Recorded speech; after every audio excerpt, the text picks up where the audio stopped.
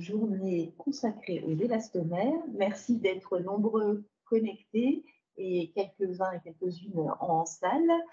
Bienvenue à cette journée qui est une nouvelle occurrence qui s'inscrit dans la lignée des journées consacrées au plastique dans tous leurs états. Tout d'abord, et à ceux qui sont là et à ceux qui sont en ligne, toutes nos excuses et nos regrets de ne pas pouvoir vous accueillir au Centre Pompidou en raison d'une grève qui se tient depuis hier et qui nous oblige à tenir nos échanges en visio pour la majorité d'entre vous. Et un très grand merci à la Médiathèque du patrimoine et de la photographie de nous accueillir ainsi au Débeauté et ce qui nous a permis de ne pas reporter cette journée et de nous voir aujourd'hui. Donc, après les journées consacrées au PVC, acétate de cellulose, polyuréthane, nous remercions le CERMF pour l'organisation de cette journée sur les élastomères, tout particulièrement Gilles Paravant, Nathalie Baccar et Maroussia Duranton, ainsi que la Fondation des sciences du patrimoine pour son soutien à la tenue de cette journée. Nous remercions vraiment Lucille Royan et Juliette Dignat, conservatrices restauratrices au Centre Pompidou, dont l'énergie sans faille et la ténacité, particulièrement ces derniers jours, ont rendu possible ce rendez-vous aujourd'hui. Je continue les remerciements à Arcantique avec Jeanne Echinard, à la BNF avec Éléonora Pellizier et le Mobilier National avec Lucille Montaigne pour la co-organisation et la réflexion collective de cette journée. Donc ce beau programme est construit sur un large partage d'expériences et sur le constat de la présence d'élastomères dans les collections les plus variées. Les œuvres modernes ou contemporaines, on s'y attend assez, mais aussi les collections industrielles ou technologiques, l'architecture et même les textiles techniques. Comment identifier les élastomères, reconnaître leurs altérations, penser leur préservation? Quels sont les enjeux de la conservation de ce matériau présent sous des formes variées et dans des collections diverses? Sont parmi les quelques questions qui seront abordées et discutées dans cette journée. Et c'est dans le cadre de cette démarche d'identification et de caractérisation que la collaboration avec les fabricants et l'industrie est centrale. Nous remercions nos partenaires Michelin et Elanova pour leur soutien et leur implication dans le projet de recherche développé au Centre Pompidou, projet qui est piloté par Juliette Dignat et Lucille Royan encore. Ce projet est mené sur la base d'un corpus d'œuvres de la collection contemporaine du Centre qui a été étudié et évalué par Caroline Bouvier et Isabelle Coco grâce au projet Espion, puis analysé et caractérisé grâce aux compétences de nos partenaires Michelin et Elanova. Ils vous en présenteront les avancées au cours de la journée. Merci. Je suis ravie de me faire la porte-parole de l'équipe du service de la restauration. Ça fait seulement quelques mois depuis ma prise de poste pour vous remercier encore une fois toutes et tous, mes collègues et tout particulièrement. Et je pressens qu'à la fin de cette journée, nous ne verrons plus nos pneus de vélo, gants de manipulation et vêtements tout à fait de la même manière. Et pour cela, je passe la parole à Gilles, à côté de moi, qui va vous introduire dans le détail cette journée. Merci Stéphanie pour cette entrée en matière. Alors, on va jouer un petit peu au jeu des chaises musicales.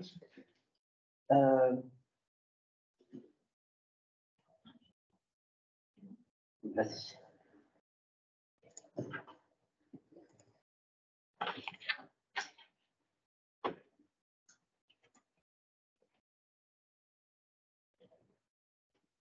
Bonjour à tous et bonjour à toutes. Alors, peut-être en guise d'introduction à cette introduction, juste pour vous rappeler que pour les parties questions que vous pourrez avoir au cours des interventions pour nourrir nos échanges, on vous demande donc, vous qui êtes de l'autre côté du miroir, d'utiliser effectivement, de passer vos questions par le chat de Teams. Et nous essaierons donc ensuite de condenser, synthétiser un petit peu les questions pour pouvoir en faire le relais dans la salle. Donc en guise d'introduction, je vais essayer d'être court parce que je sais que c'est toujours un peu ingrat d'être en première partie du concert. On attend ensuite l'arrivée des rockstars. Donc en guise d'introduction, je vais redire un petit peu peut-être des choses qui ont été dites par Stéphanie. Rappeler que ces journées, nous en sommes à la 4e édition, que c'est l'histoire d'un partenariat multiple avec donc, le C2RMF, l'INP autrefois, l'Arcantique, et aujourd'hui donc on retrouve le Mobilier National, la BNF et le Centre Georges Pompidou, soutenu grâce à ces journées qui ont pu être financées par le soutien à chaque fois de la Fondation de la science, comment dire, le soutien de la fédération, non, c'est pas possible, la Fondation des sciences du patrimoine. Désolé Emmanuel si vous nous entendez pour ce petit raté. Ces 4 journées, donc, les 3 premières, vous pouvez les retrouver en ligne sur YouTube, hein, sur notre site, la chaîne YouTube du C2RMF. Cette 4e édition le sera aussi. À chaque fois, donc, ces journées sont construites un petit peu sur le même principe, c'est en gros pouvoir mettre en contact et favoriser des échanges entre différents acteurs sur la question de la conservation des matériaux synthétiques. Non seulement évidemment les acteurs traditionnels du patrimoine, mais également de pouvoir compter sur des collaborations, le regard d'industriels, voire de créateurs sur les questions qui nous occupent ici. Et puis dans l'organisation même de la journée, cela ne dérogera pas à la règle, nous aurons donc une matinée qui va être consacrée un petit peu à des généralités sur le ou les matériaux considérés, et l'après-midi plutôt à des études de cas relevant plutôt du domaine de la conservation et de la restauration. Alors, les 3 premières journées qui étaient consacrées à des matériaux, alors certes bien embêtants en termes de conservation, étaient relativement, on était, si j'ose dire, un petit peu dans notre domaine de confort. Là, avec les élastomères, on aborde un univers beaucoup plus profus de matériaux et peut-être encore plus mal connu par les responsables patrimoniaux qui ont la charge de collection. Les élastomères, alors pourquoi avoir choisi cette année les élastomères? Parce que déjà, effectivement, Stéphanie le rappelait, sont des matériaux qui ont des usages et des fonctions multiples, ce qui explique leur présence, alors discrète parfois, ostensible à d'autres moments, dans la plupart des collections contemporaines. Art plastique, mais aussi toutes les collections PSTN, collections, on va parler aussi de tout ce qui est design, etc. Une classe de matériaux qui est très diversifiée, pouvant même dans certains cas déjà être ancienne, puisque je rappelle quand même que les premiers caoutchoucs datent de la première moitié du 19e siècle, et puis ce sont des matériaux qui ont une réputation pas toujours usurpée, de mauvaise stabilité, en tout cas à l'échelle des temps patrimoniaux. Alors j'ai essayé, parce qu'on a eu quelques débats sur le thème même de la journée, élastomère, caoutchouc, j'ai essayé de trouver ici 3 définitions. Alors ça, c'est la méthode Sylvie que j'ai essayé d'utiliser, mais Sylvie Ramel qui livrera la table ronde cet après-midi.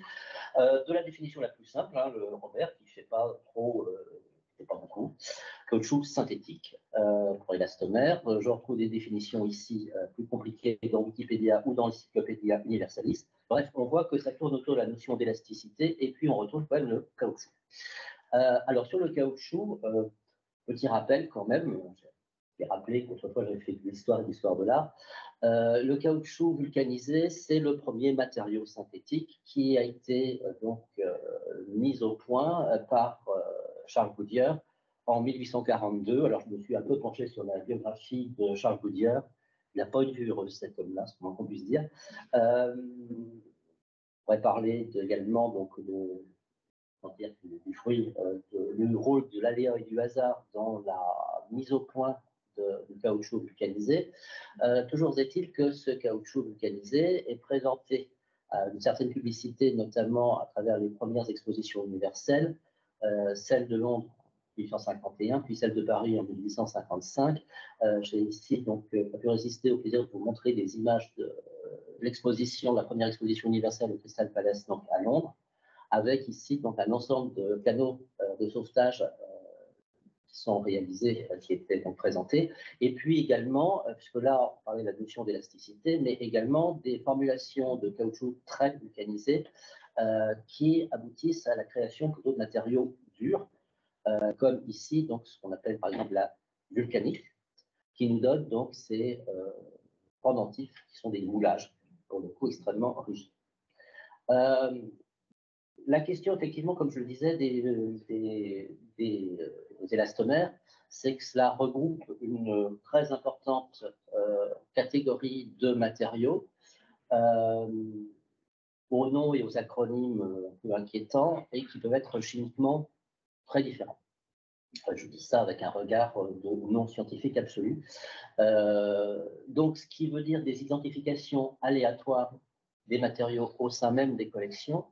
Et à partir du moment où l'identification n'est pas toujours faite ou bien faite, cela veut dire également une impossibilité de mettre en place des politiques de prévention des risques adaptées à la sensibilité, à la fragilité spécifique de chacun de ces matériaux. Donc, en termes effectivement de présence dans les collections, alors c'est vraiment ici un florilège qui n'est pas exhaustif, hein, de leur présence dans les collections. On peut commencer évidemment, on pense tous à la question des pneus, des pneumatiques sur les véhicules, sachant que ces véhicules peuvent être effectivement de vrais véhicules considérés et collectionnés pour eux-mêmes, comme ici avec cette série de voitures Ducati, dont on peut voir à l'aspect flambant neuf du pneu, pas des pneus originaux, si j'ose dire, mais on va trouver également la présence dans des collections beaux-arts et art contemporain, par exemple ici, avec ce ready-made assisté, je pourrais le qualifier de Gabriel Roscoe, donc qui est une vraie voiture DS 1979, réutilisée par l'artiste en 1993, sciée en 3 parties et ressoudée pour faire donc cette DS maigre, qui pose effectivement des questions aujourd'hui de statique, même si évidemment elle n'est pas en fonction de rouler, mais qui pose toutefois des questions effectivement de statique au musée, au MAC Marseille, où elle est déposée aujourd'hui. Et puis, alors, la question également de courroies dans les œuvres électromécaniques, d'enduit, comme ici sur le Blériot 11 du musée des Arts et Métiers, hein, dans des toiles enduites avec du caoutchouc perméabilisé, l'utilisation du matériau pour lui-même, ici donc dans les collections de mode, de vêtements, de chaussures, des exemples plus anecdotiques ici sur des œuvres d'art contemporain avec une moquette, un élément de moquette avec donc sa semelle en SBR sur une installation de Daniel Tremblay au musée d'Angers, donc la dégradation active. Ici, donc, l'œuvre de Tatiana Trouvé au McVal avec des petits éléments réalisés avec des élastiques. Et puis, en hommage à François Duboisset, qui est présent ici, donc un amortissant de dossier sur un fauteuil MAA qui a donc fait l'objet d'une restauration, notamment sur ses joints en caoutchouc, il y a une dizaine d'années, un peu plus maintenant. Voilà. Alors, quel avenir à l'échelle des temps patrimoniaux pour ces matériaux? Donc, on a des questions multiples et croisées qui peuvent se poser. Premièrement, ce sont les dégradations liées à l'usage, à l'usure et au fonctionnement, et donc à la perte de fonctionnalité de ces éléments. Deuxièmement, des matériaux qui sont chimiquement instables et qui présentent une sensibilité variée à des facteurs de dégradation assez nombreux, je pense qu'on aura l'occasion d'en parler.